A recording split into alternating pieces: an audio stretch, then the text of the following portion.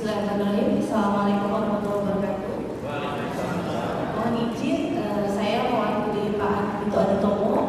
Kebetulan beliau sedang ada di Korea, jadi dalam rangkaian acara ASEAN Summit yang kita hormati bersama Ibu Dirjen, Profesor Dr. Nur Suryani, Bapak Ibu Kepala Dinas yang sudah hadir di sini, Bapak Ketua Umum dari IGI, Bapak Ibu Dewan Pengarah, Dewan Pembina, dan juga mungkin para tamu undangan, para ketua-ketua dari program ini yang seperti itu. Jadi ini saya mungkin sebelum memberikan tanggapan ada sedikit pesan sponsor.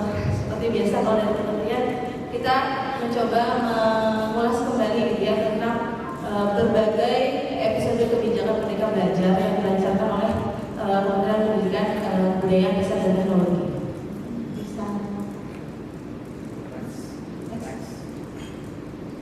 Jadi kalau secara umum memang tujuan Merdeka Belajar itu adalah agar setiap murid mengembangkan karakter dan memiliki kompetensi dasar. Kompetensi dasar ini adalah kemampuan literasi dan numerasi. Kenapa kita kemudian menyasar pada kompetensi dasar dan juga karakter? Karena kita ingin bahwa anak-anak kita ini nantinya bisa tumbuh dan berkembang dan mereka bisa bersaing di dunia global. Tidak lagi kita nanti mendapatkan hasil PISA kita itu yang selalu berada di urutan paling bawah gitu ya. Untuk itu rangkaian episode kebijakan Merdeka Belajar ini sebenarnya tujuan utamanya adalah menghasilkan anak-anak yang memiliki karakter dan kemampuan kompetensi dasar yang mumpuni seperti itu. Nah ini tentu saja kita akan fokus pada literasi, numerasi dan juga pengembangan karakter yang mencerminkan dari profil belajar Pancasila.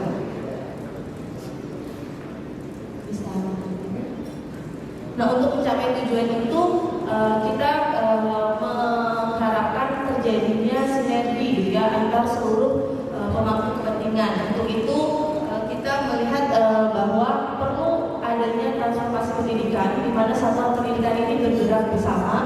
Itulah sebabnya ada beragam episode kebijakan Merdeka Belajar, mulai dari Merdeka Belajar episode pertama sampai yang terakhir adalah episode ke-24 transisi PAUD SD. Nah harapannya dengan adanya transformasi pendidikan di satuan pendidikan, maka harapannya akan terjadi peningkatan dan pemerataan mutu pendidikan. Jadi kita bersama-sama dengan pemerintah daerah, dengan seluruh pemangku kepentingan, kepala sekolah, guru, orang tua murid, mencoba untuk kita tidak lagi berfokus pada memasukkan anak-anak pada layanan pendidikan atau meningkatkan akses, tetapi juga bagaimana anak-anak tersebut mendapatkan layanan pendidikan yang berkualitas seperti itu. Mungkin bisa lanjut. Ya ini adalah beberapa kebijakan yang mulai dari evaluasi dan penjagaan mutu. Kita mulai dari Merdeka Belajar pertama meluncurkan asesmen nasional, di mana tidak lagi mengukur hasil belajar murid, tetapi lebih kepada bagaimana layanan pendidikan itu diukur seperti itu. Lalu ada pendidikan, akreditasi, kebetulan Pak Satria saat ini sudah dilantik ya Pak ya, pengurusan yang baru. Lalu juga ada pendampingan untuk perencanaan berbasis data. Kita juga ada tentang kurikulum dan pembelajaran. Di sini kami menginisiasi kurikulum Merdeka. Kemudian untuk guru dan tenaga pendidikan ada program organisasi penggerak, sekolah penggerak, guru penggerak. Kesemuanya itu tentu tujuannya adalah untuk meningkatkan kompetensi guru dan tenaga pendidikan. Untuk itu mungkin Bu Dirjen jauh lebih ahli gitu ya daripada saya, tapi ini saya mencoba untuk membuat semacam gambaran kerangka besar transformasi pendidikan yang sedang dilakukan gitu ya oleh Kementerian Pendidikan dan Kebudayaan, Riset dan Teknologi, di mana kami mengharapkan transformasi ini dilakukan bersama-sama tidak hanya oleh pemerintah pusat tetapi juga oleh pemerintah daerah gitu ya. Dukungan dari pemerintah daerah tentunya menjadi kekuatan kita bersama seperti itu. Boleh lanjut? Nah, ini serangkaian kebijakan Merdeka Belajar. Salah satunya adalah episode 4 yaitu program organisasi penggerak. Kalau kita lihat kenapa akhirnya Kemendikbudristek mengeluarkan POP adalah supaya bisa menjadi tadi sudah disampaikan bahwa IGI mendapatkan yang terbanyak gitu ya, pendampingan di sekitar 500 lebih kepala sekolah. Dan saya mendapatkan info dan ada di 35 kabupaten kota. Ini tentunya merupakan amanat yang cukup besar gitu ya kepada IGI sebagai organisasi.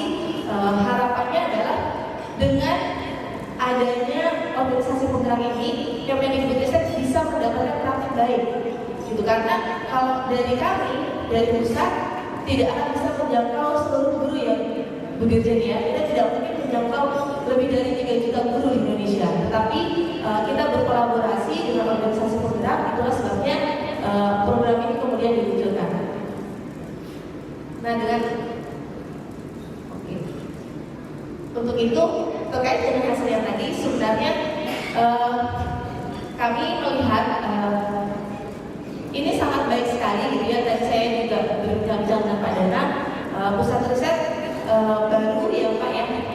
Jadi dan saya sangat mengapresiasi upaya yang sudah dilakukan dan evaluasi yang sudah coba dilakukan oleh IGI gitu ya, untuk melihat seperti apa dampak POP terutama yang dilakukan oleh IGI kepada para guru gitu ya. Nah, ini kalau kita melihat dari evaluasinya Dr. Patrick, mungkin kita bisa coba mendalami gitu ya, karena kita tadi juga sudah disampaikan karena ini adalah akumulasi, tetapi mungkin sedikit masukan. Kita sebenarnya kan ingin melihat progres gitu ya, dari tahun pertama kemudian di tahun kedua sampai di tahun ketiga. Yang paling penting sebenarnya adalah kemajuan atau perubahan perilaku. Ketika guru itu jangan sampai ada lagi ungkapan guru mau dilatih seperti apapun, ketika kembali ke kelas mereka melakukan hal yang sama gitu ya. Nah, inilah yang coba dipotret.